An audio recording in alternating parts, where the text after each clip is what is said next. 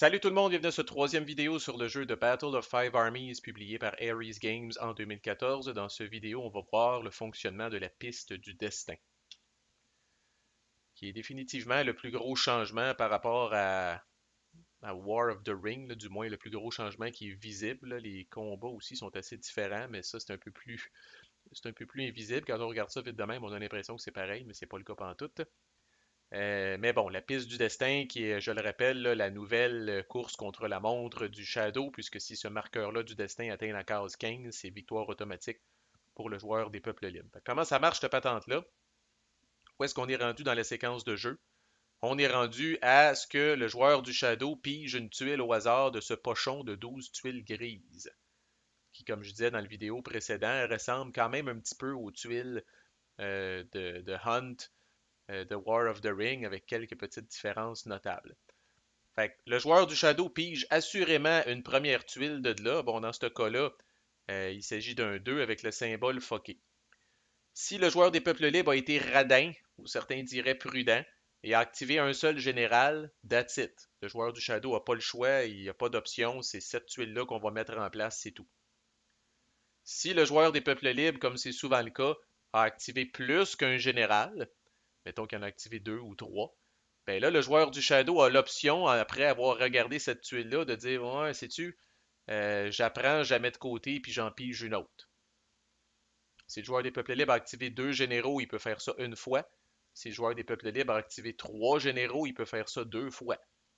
Mais très, très important, il ne choisit pas après, parmi les deux ou trois tuiles qu'il a pigées. Ça va toujours être la dernière qui a révélé.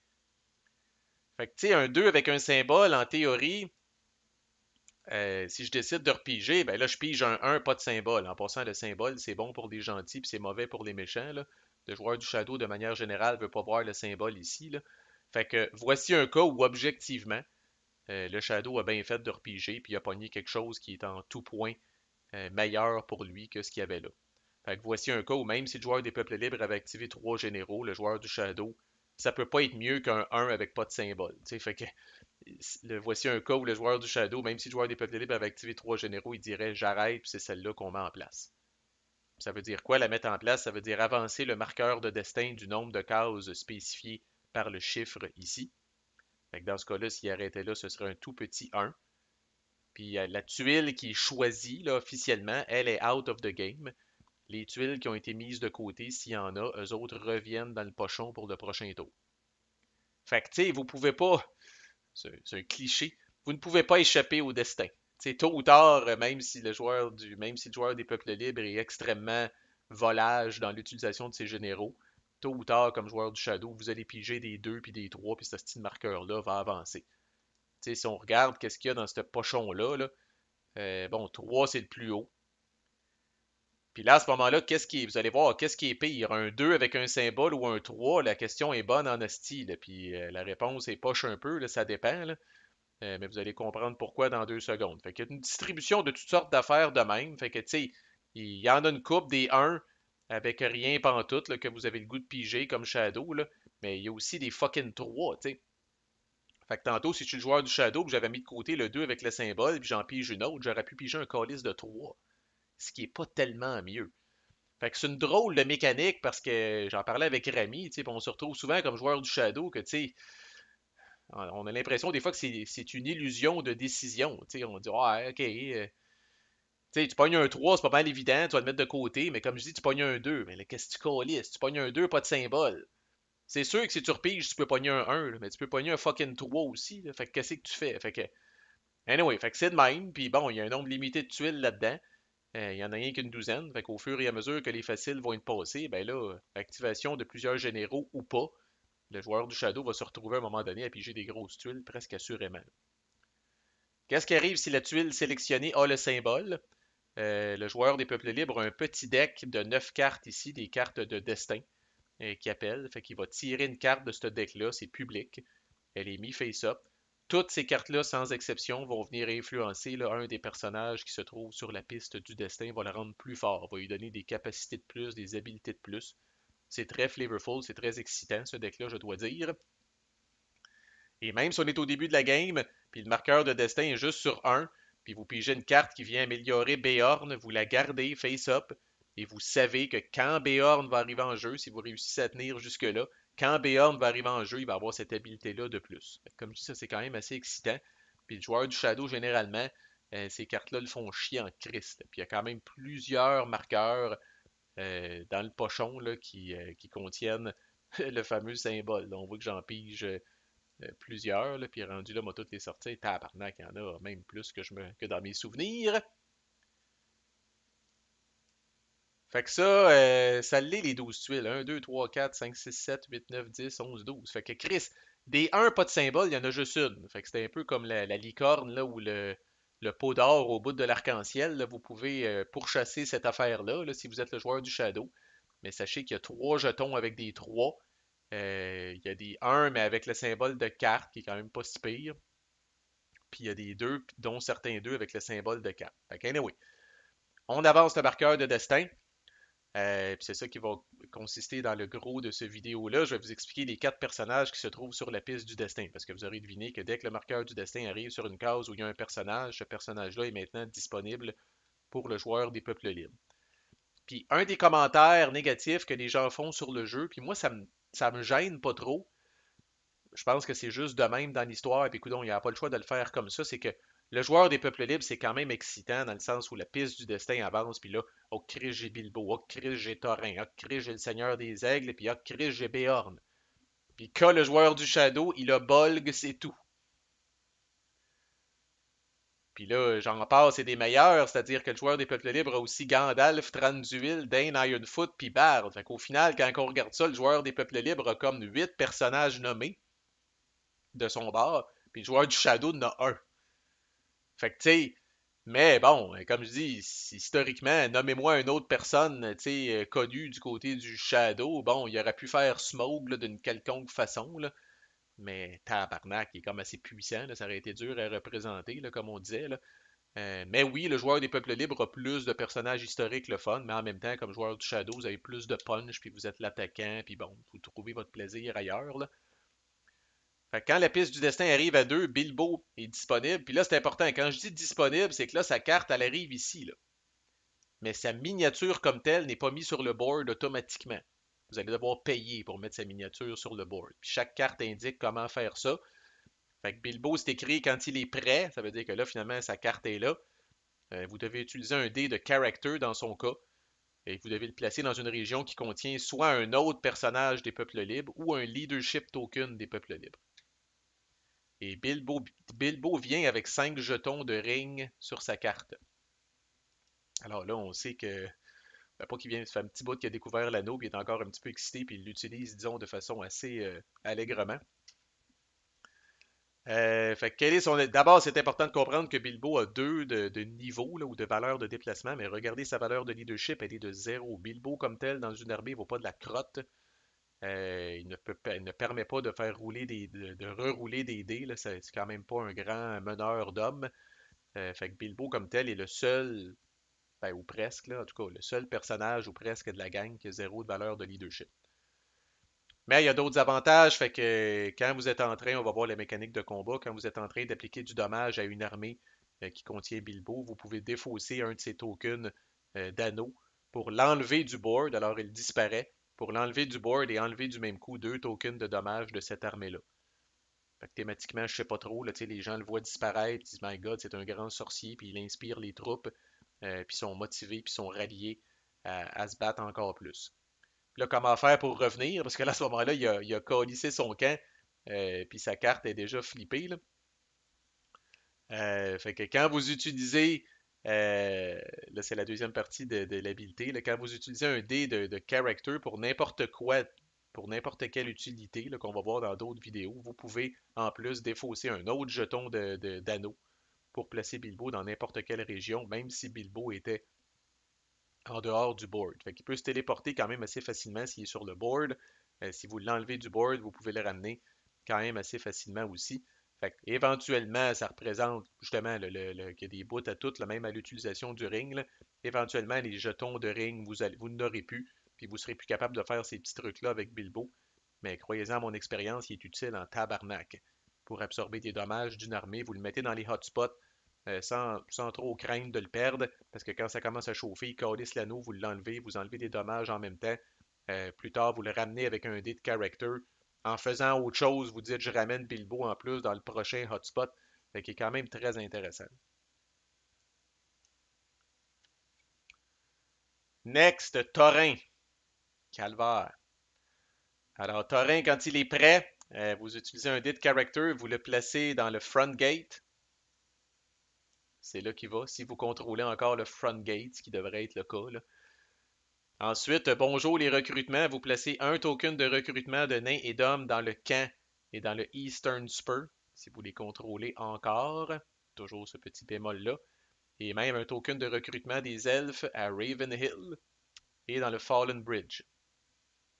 Et là, je rappelle que Thorin vous donne un dé de plus comme joueur des peuples libres, ce qui en soi n'est pas banal. Il y a deux valeurs de leadership, il est déjà quand même assez solide. Euh, et c'est très intriguant son habileté. Si jamais il quitte le front gate ou s'il fait une attaque à partir du front gate, ben, cette fortification-là du front gate qui est pas, je veux dire, qui est quelque chose quand même avec une valeur de 6, cette fortification-là est considérée comme brisée. Fait qu'autrement dit, il y a deux choix. Il se terre dans la montagne, protégé par la grosse crise de gate à peu près imprenable qui représente justement thématiquement la fortification de malade qu'on a ici, ou il décide de sortir, ce qui est quand même une bonne décision à un certain point, parce qu'en tout cas, on va voir qu'il est quand même assez solide, là. Fait qu'il y a deux valeurs de leadership, mais il y a des cartes quand même ici qui le rendent fort en Christ, là. Fait que si vous pigez certaines de ces cartes-là, c'est quasiment un gaspillage de le laisser dans le front gate tout seul, parce que là, peut-être que le joueur du Shadow attaquera jamais le front gate, puis là, vous venez de vous passer d'un de vos meilleurs personnages. Fait que, à un moment donné, il vient un temps peut-être où le roi doit sortir de sous la montagne. Sachez par exemple que si vous faites ça, cette fortification-là est considérée cassée. Fait que le front gate est vulnérable en tabarnak. Vous avez intérêt à la protéger en hostile. Le Seigneur des Aigles, un petit peu plus fucké, là. Quand il est prêt, vous utilisez un dé de character, vous le placez dans son petit nid d'amour ici en haut dans le board. Vous le placez lui avec un aigle, avec un aigle normal ici. Puis pour le moment, c'est tout. Et quand il arrive en jeu, c'est tout ce que vous faites. Et la faction comme telle des aigles arrive en jeu à ce moment-là. Fait que quelle est donc cette combo-là? D'abord, le Seigneur des Aigles est votre quatrième général, là, j'en parlais. C'est un autre personnage qui peut recevoir un jeton d'activation de général.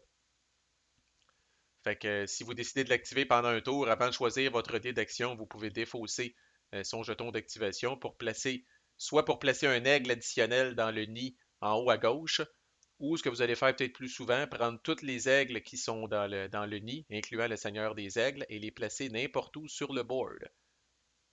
Puis dans TTS, puis on va y revenir, là, mais le meilleur endroit pour les placer, là, quelle bonne idée cette petite affaire-là, c'est dans les petits placeholders qui sont ici.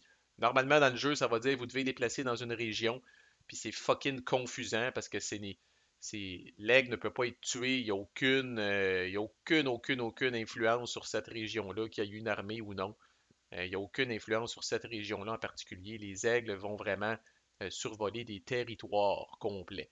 Fait que ça fait du sens de les placer ici, puis là, je pourrais placer cette autre règle-là, je pourrais le mettre ici aussi, je pourrais le mettre là, peu importe, vous choisissez le territoire dans lequel vous le mettez. Fait qu'à date, ça n'a rien collissé, là. Un DDP, vous avez ajouté le Seigneur des Aigles et un aigle dans le nid en haut. Après ça, vous flobez un jeton de général pour venir à bout des colissés sur le board, mais à quoi ça sert donc? Enfin. Euh, donc, c'est dans la faction des aigles que ça va le dire. En utilisant un dé de recrutement, un dé de muster, qui est un petit peu weird, mais en tout cas, vous pouvez prendre les aigles et les ramener dans leur nid. Et pour chaque aigle comme ça que vous ramenez dans son nid, vous choisissez une armée du Shadow qui est dans le territoire où se trouvait cet aigle-là. Et vous lancez 3 dés. Vous faites un hit sur chaque 4 ou plus. Et vous pouvez rerouler une fois les dés qui ont manqué. Fait qu'autrement dit, c'est comme si vous faisiez une attaque 3D avec 3 rerolls potentiels, puis vous touchez sur des 4 ou plus. Fait que ça le dit ici, rouler 3D pour chaque attaque, scorer un hit pour chaque résultat de 4+. Chaque dé qui ne score pas un hit lors de la première brasse peut être rerollé une fois. Fait que je pourrais prendre celui-là ici, je le ramène à maison. De toute façon, il revient à maison automatiquement à la fin du tour. Fait que vous avez intérêt à faire ça. Je pourrais choisir cette armée-là, je pourrais rouler 3D Je fais des hits sur des 4 ou plus. Mettons, je pogne un hit, je relance les deux autres dés, je pogne un autre hit, bon ben je fais 2 dommages sur eux autres. Je peux faire ça avec toutes les aigles qui sont sur le board. D'où l'intérêt de bon, faire un build-up des aigles, puis peut-être un moment d'en avoir 3, 4, 5 hosties dans le nid en haut. C'est juste qu'avec un seul dé de muster, quand vous les ramenez, les aigles, même si vous en avez plusieurs dans le même territoire, la même armée du Shadow ne peut pas être ciblée plus qu'une fois par aigle. Si vous voulez faire ça, ça va vous prendre 2 dés de muster distincts pour être capable de faire ça. Puis généralement, pour être efficace, on va prendre un dé de muster, on va tout décolisser les aigles, puis on va faire une attaque contre des armées du Shadow différentes. À un moment donné, vous allez avoir l'embarras du choix, là, ils ne seront pas tous dans les Broken Lands, des armées du Shadow. Là, il y en a qui vont commencer à vous chauffer les fesses, puis vous allez avoir des cibles de choix avec vos aigles. Et le Seigneur des Aigles est considéré comme un aigle à ce moment-là, puis lui aussi, vous le colissez sur un territoire. Il n'est pas plus fort que les autres, là. Il fait le même style d'attaque, là, mais il compte comme un aigle lui aussi. Et de loin, le personnage le plus excitant, c'est Beorn, sans surprise. Fait que quand il est prêt, vous utilisez un dé de character, vous devez le placer dans une région qui est adjacente au sud du board. Puis par défaut, vous allez placer, bon, 8 tokens de colère sur lui. Alors, on sait que c'est un ours de mauvaise humeur. Puis vous allez avoir des cartes là-dedans qui vont augmenter ces jetons de colère. C'est pour ça qu'il y en a un hostie de tas, là. Fait que ça compte pour 5, ça compte pour 3. Mais par défaut, il vient avec 8. Les jetons de colère, essentiellement, c'est ses points de vie. Je rappelle que Beorn, si jamais Thorin est mort, Beorn vous redonne un dé additionnel comme joueur des peuples libres, mais c'est le même dé finalement. Vous ne pouvez pas vous retrouver avec 2 dés de plus si les deux sont en jeu. Et donc là, vous avez le choix. Si vous avez un Will of the West, vous pouvez l'utiliser pour bouger Beorn, entre guillemets, gratuitement. Sinon, si vous le bougez avec un dé de character, ça va vous coûter un de ces tokens de colère en même temps. Donc, un Will of the West, vous le déplacez, ou un dé de character en dépensant un de ses jetons de colère, puis vous pouvez le déplacer. Il a le droit de se déplacer de 3 régions. Puis après s'être déplacé, il peut attaquer une région adjacente. Puis là, je vous rappelle, comme on dit, c'est un petit board. C'est un petit board, là. Si vous le mettez ici, se déplacer de 3 régions, un, 2, 3, puis attaquer après ça une région adjacente, vous voyez qu'il vient de faire la moitié du board, à peu près, là. C'est un petit plateau, c'est pas le plateau de War of the Ring. Se bouger de 3 régions puis attaquer à côté, c'est tabarnak, vous avez quasiment une portée infinie. Quand il attaque, vous roulez 4 dés, vous scorez un hit pour chaque résultat de 5 ou plus. Puis un petit peu comme les aigles, chaque dé qui touche pas lors de la première brasse, vous pouvez le reroller pour essayer de pogner un hit encore. Puis lui, on va revenir au combat, là, mais lui, il entre dans une attaque, là, un petit peu comme les autres armées. C'est une armée en soi. Il est tellement fort, c'est une armée en soi. Il attaque, bon, il n'utilise pas de manœuvres puis de trucs comme ça qu'on va voir dans les combats, mais il attaque. Comme je disais, les points de colère, c'est ses points de vie. Quand il n'y en a plus, il est mort. Mais sinon, il peut continuer à attaquer. Puis je l'ai vu à lui seul décimer des armées du Shadow. Une armée du Shadow avec 5 unités, c'est généralement pas un problème pour Beorn, surtout s'il est buffé par genre une ou deux cartes de ce deck-là. Là. Il est fort de même. Là. Quand lui il arrive en jeu, souvent les gens, ces forums disent si le Shadow n'a pas gagné encore, c'est pas mal game over. Parce que souvent, Beorn va être capable de reprendre une place qui a été conquise par le joueur du Shadow à lui seul, Callis. À lui seul. Parce qu'il attaque comme 4D. Et Chris, c'est l'équivalent d'une armée avec 4 unités puis 4 de leadership, là, dans le fond. Là. 4 avec 4 rerolls potentiels, puis il touche sur des 5 ou plus. Puis il est quand même durable avec 8 jetons de colère, mais souvent des cartes peuvent le faire monter à 10, 12, quelque chose de même de jetons de colère. C'est quand même assez épouvantable. En tout cas, très très solide. Lui également, tout un line-up hostie pour le joueur des peuples libres, mais croyez-moi, le Shadow a ce qu'il faut pour compétitionner. Fait que voilà, c'est comme ça que ça marche la traque du destin. Fait que ça l'avance, les personnages arrivent en jeu, on flotte des dés, on les amène sur le board, on utilise les habilités spéciales, qu'ils soient générales ou non. Puis comme je disais, comme joueur des peuples libres, ben, on gagne du temps, on gagne du temps, on gagne du temps jusqu'à temps que ce marqueur-là arrive enfin à 15 et nous fasse gagner la game. Fait que voilà, ça conclut pour ce segment-là. Ne manquez pas la suite de la playlist. À plus.